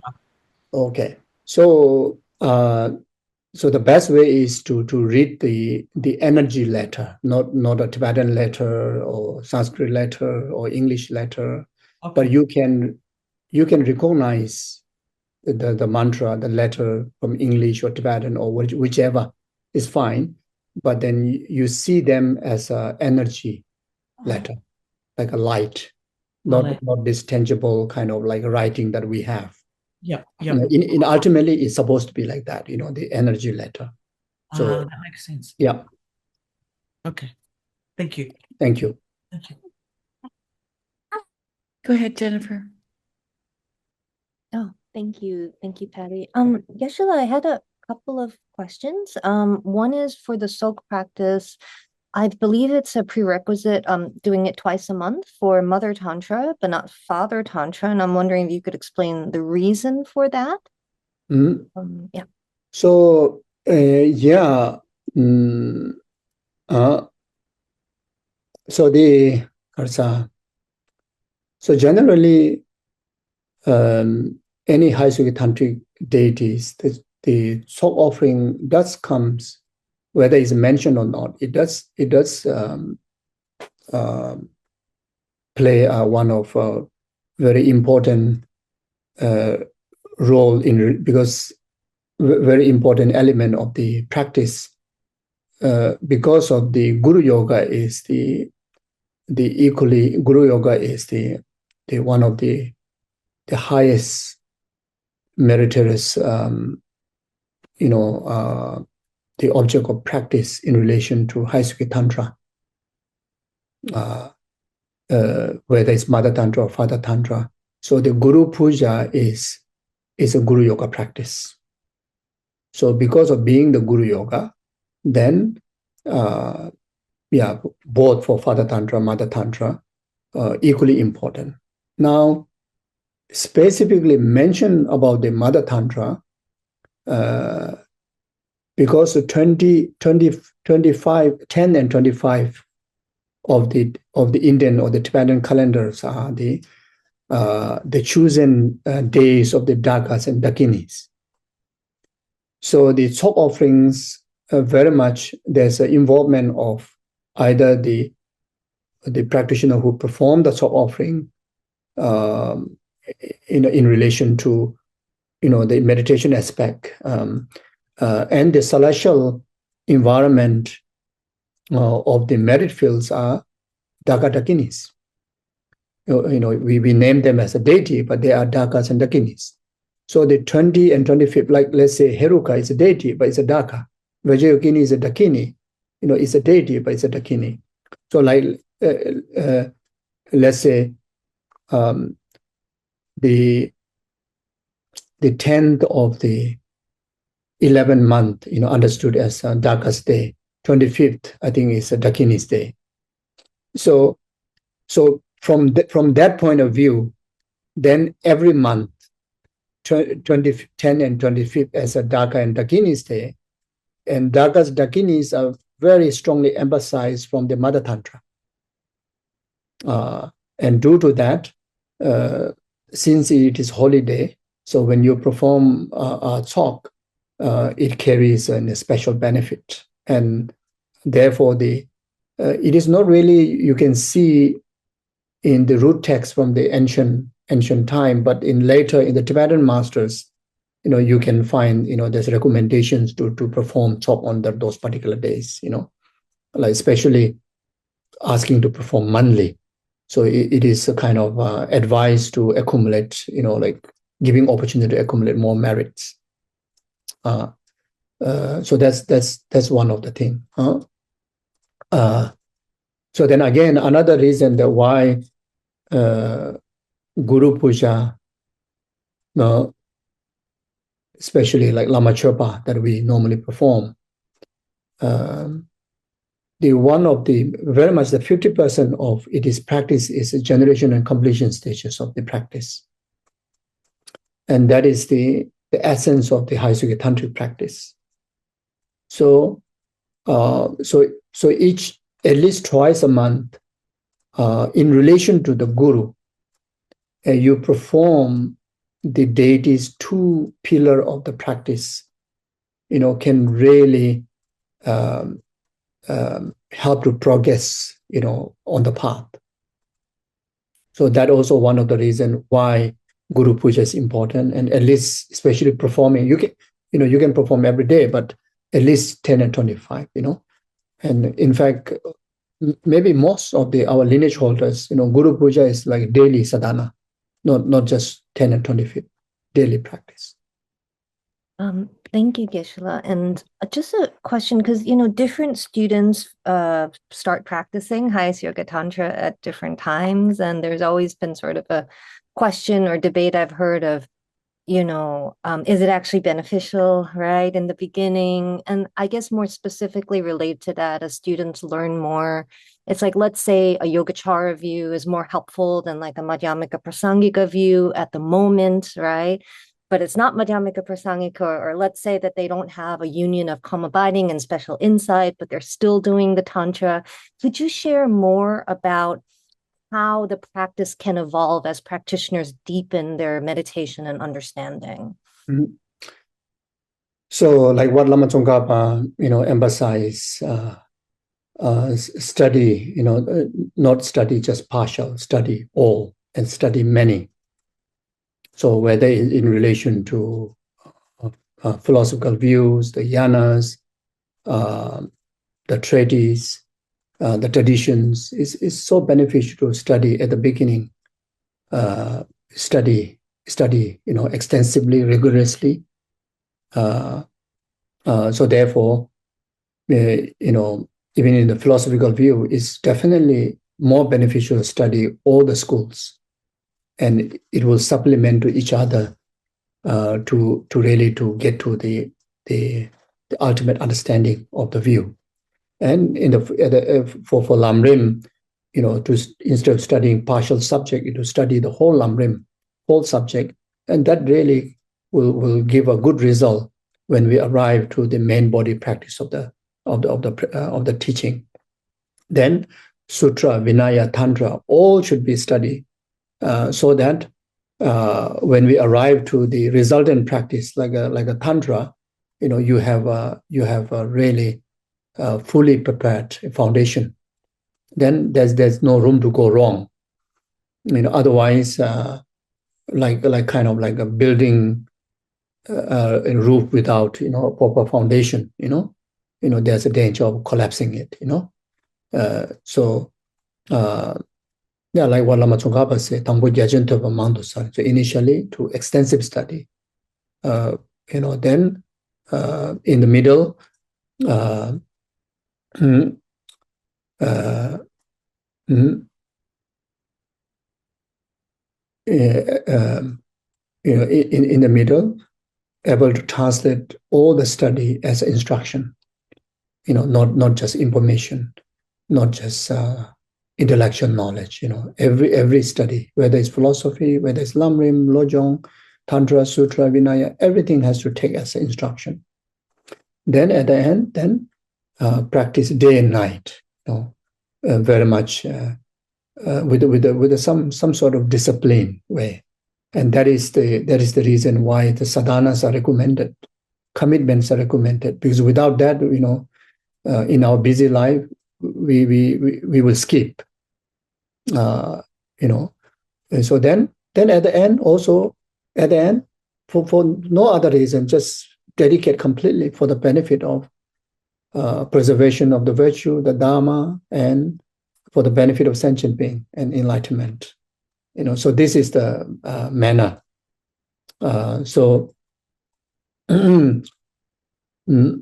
I think one of the point that actually you have suggested we didn't manage to go through, how importance of three principal aspects of the path, to practice the Tantra. Utmost important. Without emptiness, we cannot convince ourselves, the main body practice of Tara or the Tantra. Without the tools of emptiness, you will never convince that you can become Tara. You can become even in. There's also difficult to convince that you eventually become Tara, will become Tara, and no question about that to be able to convince that on this ordinary person I can become Tara, through self-generation. So emptiness is the one that which will make possible to achieve all those benefits. So emptiness is the one that which in fact make everything possible. So enlightenment is possible, purification is possible, merit is possible, transformation is possible. So then, as I mentioned briefly before yesterday, without bodhicitta, then even tantric practice won't become cause of enlightenment. It become a very shallow practice, limited purpose. You see. So bodhicitta is almost important. Then without renunciation, any practices will not become a path. It become a very, very exotic practice. It's something very interesting, sounds great, sounds very amazing, but then ultimately it's still worldly kind of matters.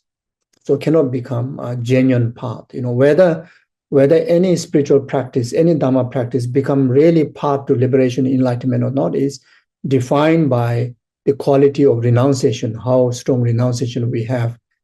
So in order to have the renunciation, we need to have a clear understanding of the relative truth, So this, I think, one of the subjects we're going to talk in a few days' time, I think, the true truth, isn't it? So, we really need to understand the limitations of samsara, limitations of karma, limitation of delusions, limitations of all the dualistic mind, then when you genuinely kind of convince their limitation, then the genuine sense of aspiration to liberation develops. And right there, the spiritual path that develop in our continuum. So utmost important. So also for to practice Tara well, the more the solid knowledge we have on the three principal aspect path, or knowledge and certain degree of practice on Lamrim will really make difference. And Tara has a great deals of Guru Yoga practice, and Tara, the practice of Tara also, it comes through transmission. So that you also, the Guru figure is also important. So that's why Lamrim is the teaching that which teach us, the clearest teachings on Guru Yoga practice or Guru devotion practice. So yeah, something like that.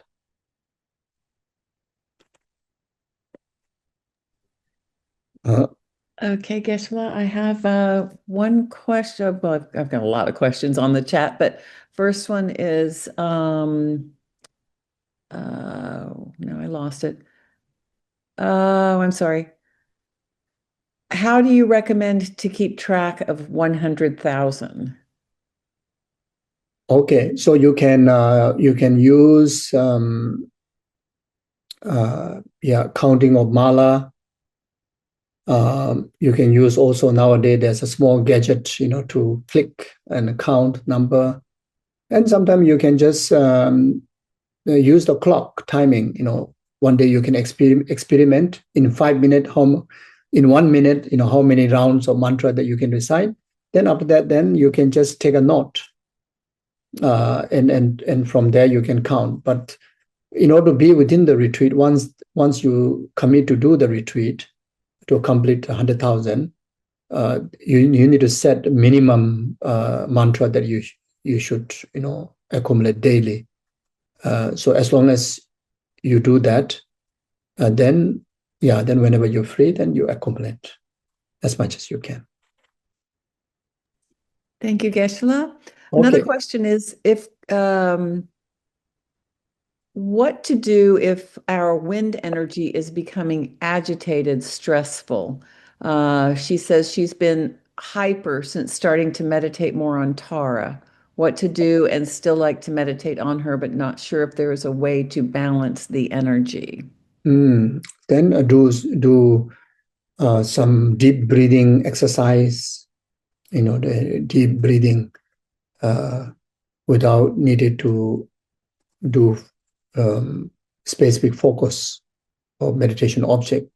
Just deep breathe in and out before the practice, after the practice, or whenever before go to bed, when you wake up, or every now and then you can do the deep breathing in and out practices. And there are also other kind of also maybe balancing some of the food that consume. Maybe need to eat some food that have some weight. Maybe the soup that carry some kind of like stock, and try to sleep early, which is not easy, but try to sleep at least, try to sleep before midnight, before 11 o'clock. If possible, best is 9, 10 o'clock. Then wake up early, no problem. Then, try not to sleep daytime, sleep at night. Then there are some massage area also introduced, you can massage here, this part, below here. So you will find, you just do very lightly, you will find certain area very sensitive, very painful. So those are the points, pressure points. So you can just go around like this, you will find a certain point is quite painful. So you just gently massage them, give some pressure. Similar goes to here. Then 7 spine, you count from the neck, then all the way around 7, which is right behind the chest. Then also in between the 2 chests. So there's also a pressure point right at the above the stomach and below the ribs, right there. There's the point. Then also at the feet, down the feet also, on top, below. So then if you can use some kind of oil that which carry hot component, like a nutmeg oil, mustard seed oil, and best is yak butter, the butter from the Himalayas. And you heat up, make it warm, then you put onto these pressure points and massage them. And if you can do more than that, then there's a bit of kind of like a medical from practice. I don't know the name. There's one. The dry nutmeg powder. Then there's one another called Geshe. There's one substance. You make them into powder, put into a cloth pouch, small pouch. Then the oil or the butter, the hot component, dip into it with the hot. Then that one, then you place. Or one of the pressure point is here on the head. So wherever there's a hair, from there you measure like this, like that. Then that is the area that you can find the pressure point. But then if there's somebody who have no hair, then don't know where to count. I have no idea. So maybe somewhere here. So count like that. So that's also one of the pressure point. So in the Tibetan medical field and in Tibetan masters, they know. So usually they use this practice because many retreaters do experience this wind problem. So they use all these techniques, and it does help. Yeah. During one of my retreat, also went through this wind problem. So I try to use this. So it helps. Thank you, Geshe-la. Ashley, you want to go ahead and unmute? Thank you, Geshe-la. Hello. So when you were speaking before about emptiness, I immediately thought of the Heart Sutra. So I'm wondering if there's a way to incorporate the Heart Sutra or recitation of the Heart Sutra into our Tara practices or daily practices. Oh yeah, definitely. What do you recommend? Yeah, you recite, before you do the Tara practice, you recite Heart Sutra. It also helps to clear obstacles and also to how to say, to receive the blessing, to gain the wisdom of emptiness. And in particularly if you can study Heart Sutra, that would be amazing, And most importantly is to understand the definition of the wisdom of emptiness, which in the Heart Sutra, form is empty, emptiness is form, form is not other than emptiness, emptiness is not other than form. That's the definition of emptiness. So you try to understand in relation to the I, the form, everything, all the phenomena. And understanding of emptiness, just learning philosophically, just learning intellectual, won't manage to understand fully. It requires a lot of merits. And because in the word is very limited words, when you describe the emptiness. So, but those words need to exercise to make sensible to you. Mm, uh, so very much definition is that, in another word is meaning of emptiness, interdependent existence. Meaning of interdependent existence is emptiness. That's it. There's not much. So if you go and read those great treatises, there's keep repetitions of quite a similar thing.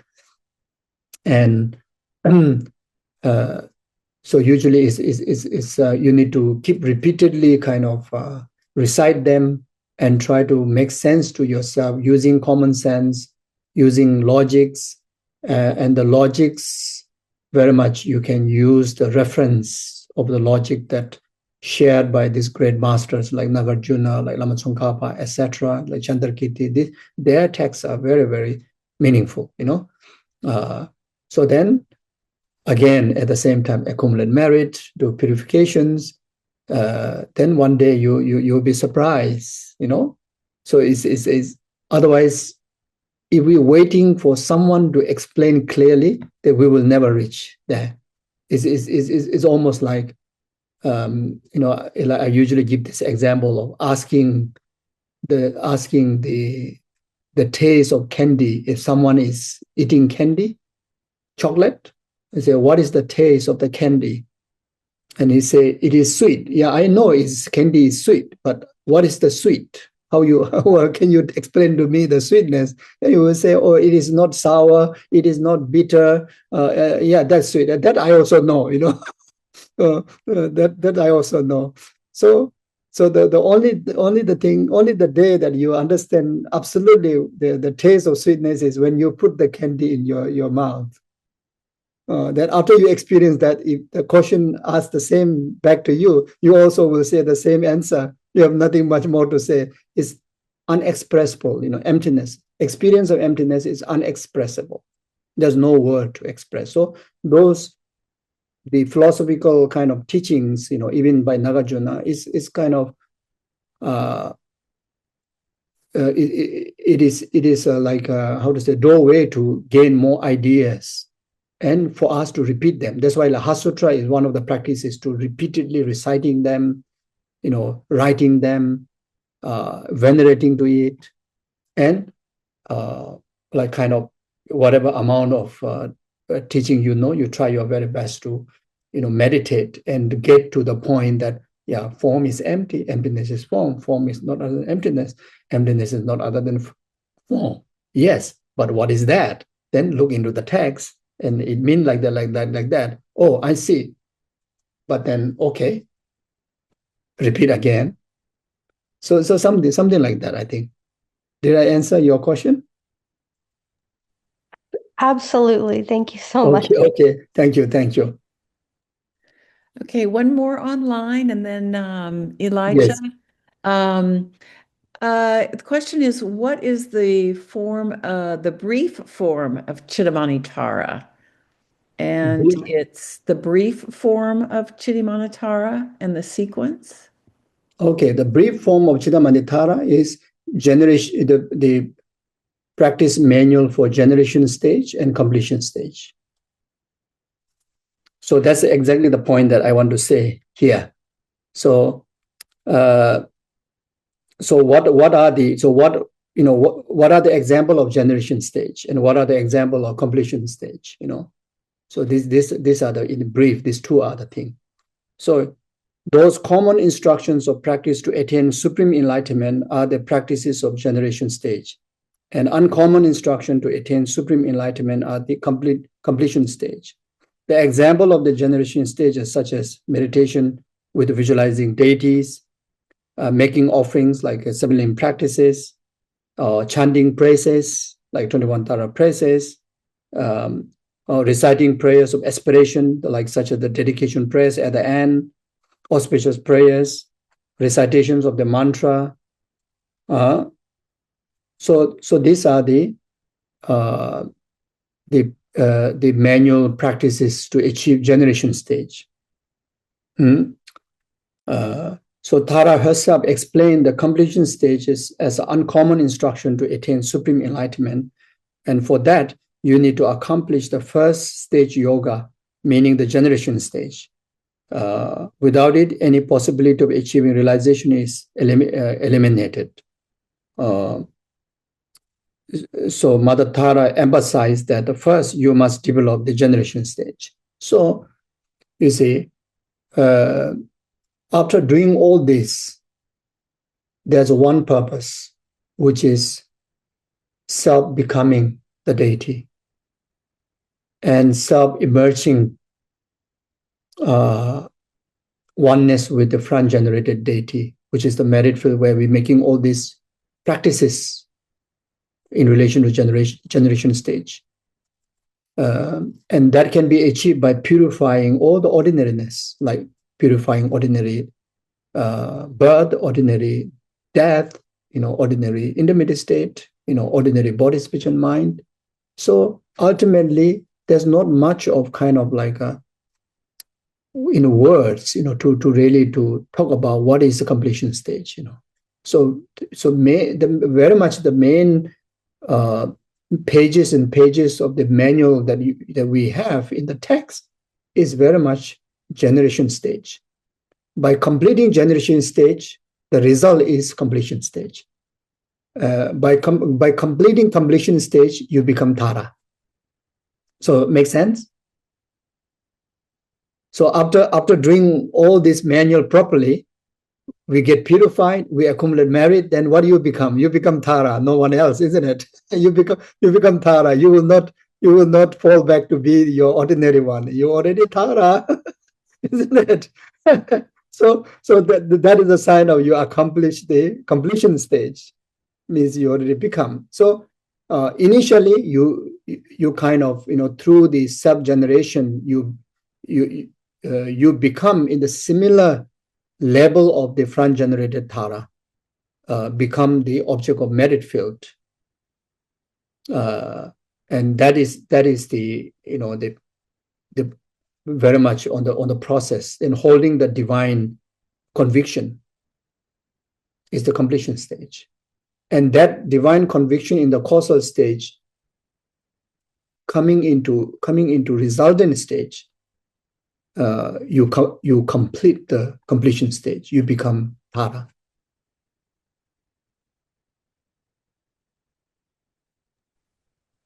Thank you, Geshe-la. Elijah, I think you've got the last question. Sure. Okay, thank you, Geshe-la. I was just wondering, so when you're reciting mentally, like the mantra of Tara, is it better to visualize her with your eyes kind of open or closed? Okay, when you visualize Tara, you mean? Yes. Oh, okay. It doesn't matter. If you feel more comfortable, she close her eye, go for it. And you also mentioned that when you're not like reading with your eyes. I see. Okay. For that, better to close your eye, because sometimes it tricks, because when you do the mental recitation, try best to not to use the lenses of the sensual mind.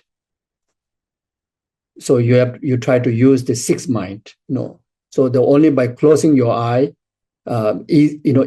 closing your eye, it becomes easier. Okay, thank you very much. Sure, thank you.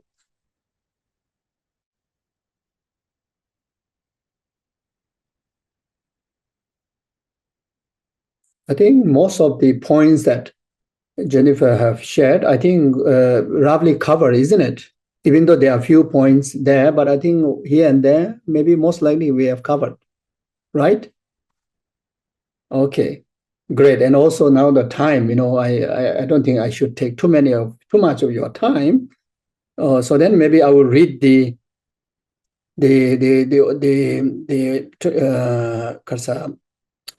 21 Tara praises.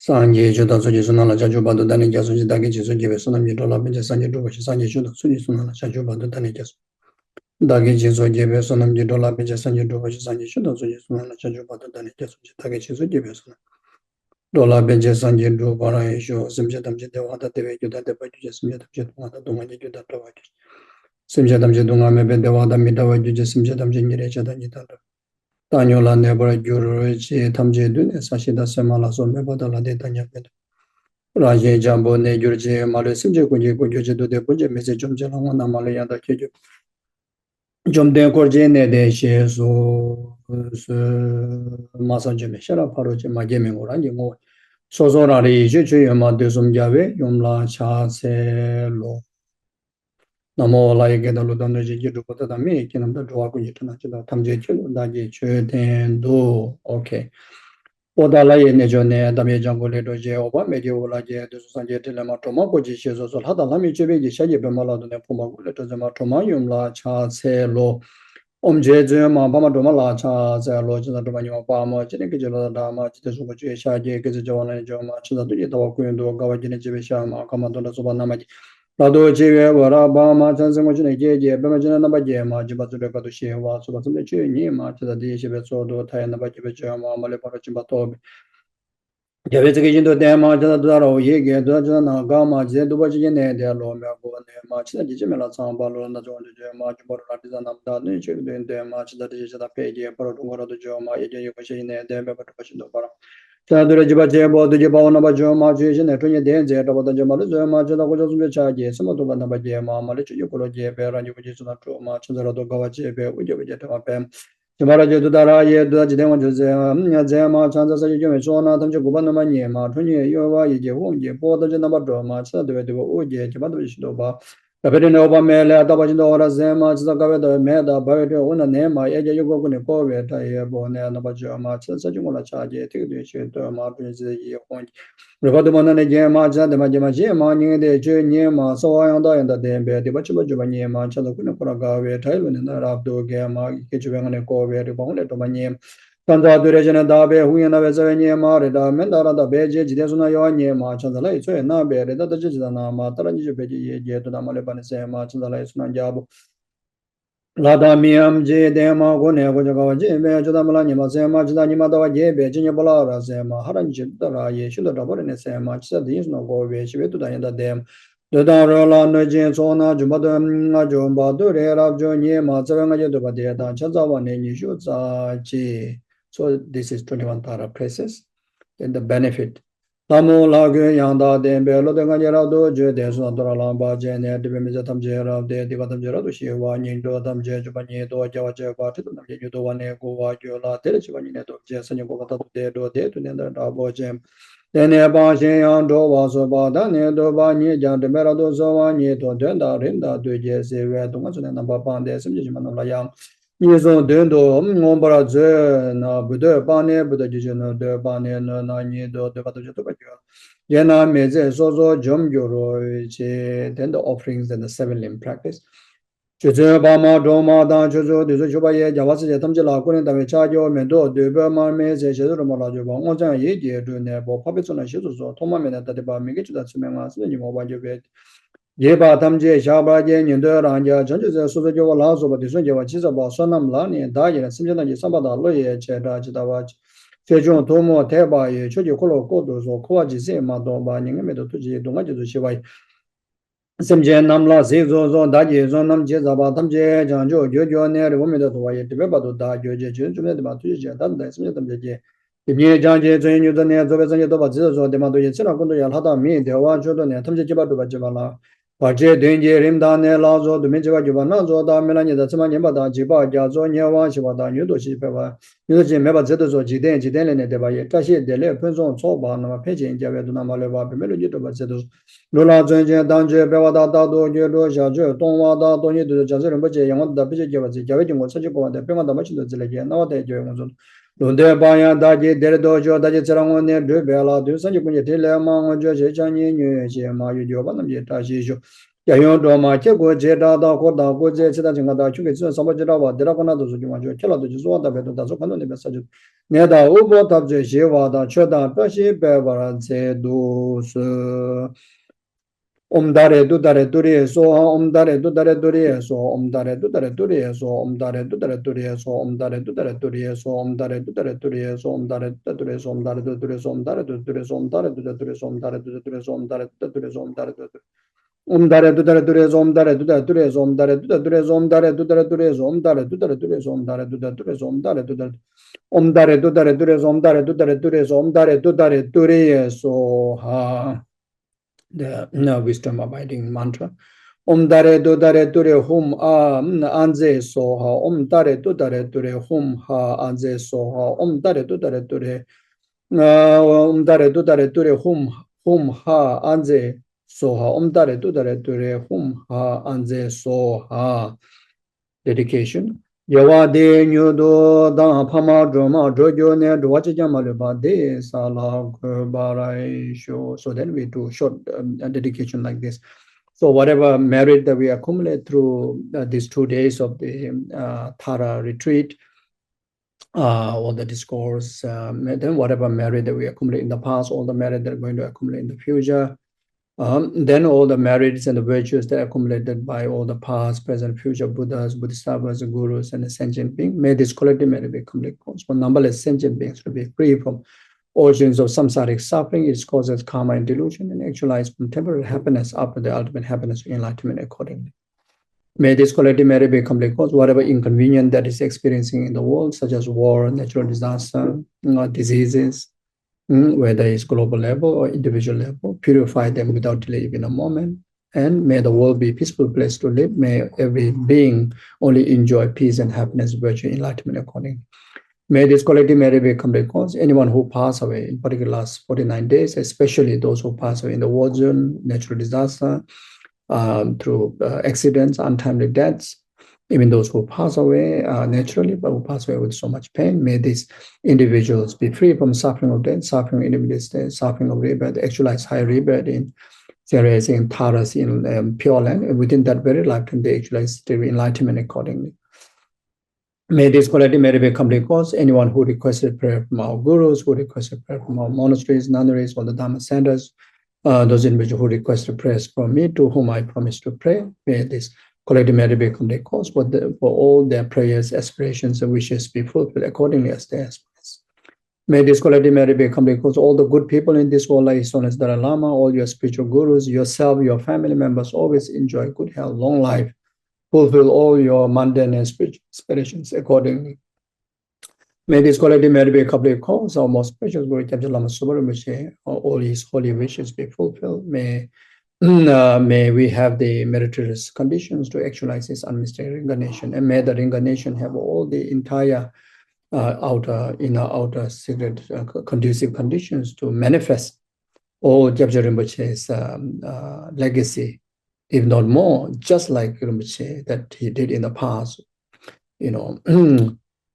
Serve the Dharma, serve the sentient being with the high intake of moral disciplines, perfect moral disciplines in the Vinaya, Bodhicitta, Bodhisattva, Tantra, Guru devotion, then upholding all the lineage of the extensive learning, transmissions, initiations, vows. Then may his deeds reach out to each and every single numberless sentient beings and bring the benefit up to enlightenment accordingly. May this collective merit be complete cause all the religious institutions, the monasteries, nunneries, all the Dharma centers, especially all the Dharma centers in North American regions, especially Shantideva Center, be free from inner outer secret obstacles, actualize all the conducive conditions to preserve the Dharma, the virtue, the compassion in action in extensive learning, as well as realization on the stages path, and bring effective in actions of compassion to reach out to the societies and the sentient being accordingly. May each and every one of us never be separated until we achieve the resultant Tarahood, never be separated from the perfect mind Guru as a Tara. Forever our lifetime, until achieve enlightenment. May our days be auspicious, may our nights be auspicious, may every single moment be auspicious accordingly. Nagi Jinyi Sabe Jawade Tendandua, Wula Kambe, the Kebra Church of Osaka. Tembe Nimbo and Dosashi, Josashi, Beji Jojimeto, the relation in the Kemba. Sanje Shindo meet the Buwa Yedogo, Namda Shin La, Barajo Chanjus and Jordan Bochema Japan, Kiju Jawani. Kone Gondo Power show. If you have any specific dedication to do from your side for your family members, you can do that now. Tonyin Tawarim Boje Maje Panam Jeju Jawanyamba, Mebaya Gone Gondo Power Jorim Tawarim Boje Maje Panam Jeju Jawanyamba, Mebaya Gone Gondo Power Jokari Rabe Koveshing am dependent de Wamali Ju and the Cheres and Tenzin Jazo Yeshabe Sede Bado Denju Tonyin Jusundo Jubel and Sejes and Jokan. Chana Bemo Tenzin Jazola Zoa de Zojen de Lundo Jo Chambe Bawe Jedra Kemba Kundo Sambote and Desin de Kunje Jeso Daloj. Jawa de Datam Jera Dongo de Zonje, Jawadam Jedemo Galan Judonga Bade, Dasin Jeve Sawan de Gunja Sambo Chujera Dongo. Pama Zemjetam Jedana de Jujing and Rodam Jedado Donga, Janju Sembagana Sushoka de Kunji Molan to Joshi, Simjene Bachini Banyudon, Tajuchu to Venemal. Tado Jua Meva Jobedan Zoa Migobi, Shenu Basam Jesemjera, Kunzo, Samba Chujin Drube. Tashi Sho Yam. So just now I forget the short 21 Tara process.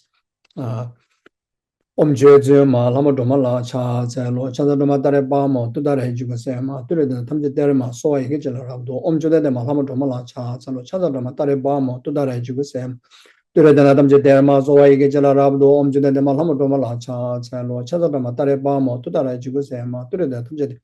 Soy Hijel Rabdo, Chola de Jeso, Tabedo, Taso Kando, Neve, Sajo de Neda, what Shiva. Chodan Dashi Pewan, Zedu, the Chumne Dijava Dajman, the Mazuka, Namana Zodi Jabala Chas, Joseph Kundo Sambola Chasalo, Tayadon Benzadia, over the name of the Rudzamis, the Tayadon Benzadia, over the name of the Rudzamis, the Tayadon Benzadia, over the name of the Rudzamis, the Jumne Dijava Dajman, the Vazobe, Zanye, Mengela Bidu, Jamala, the Jumne Dijava Dajman, the Vazoka, more than Molata. Yabola Chazelo Major Jave, Jelada Dendelo, maybe the Bada Dajala Zandavid. Thank you so much, Shantideva, SPC, the directors, and all the volunteers, and all the other members and students who put so much effort to make this possible. I thank you so much for everything. I also thank you for all the others who, I think there are individuals who are coming from other centers. Thank you, rejoice, and take care. Keep warm. Bye-bye. Thank you, Geshe-la.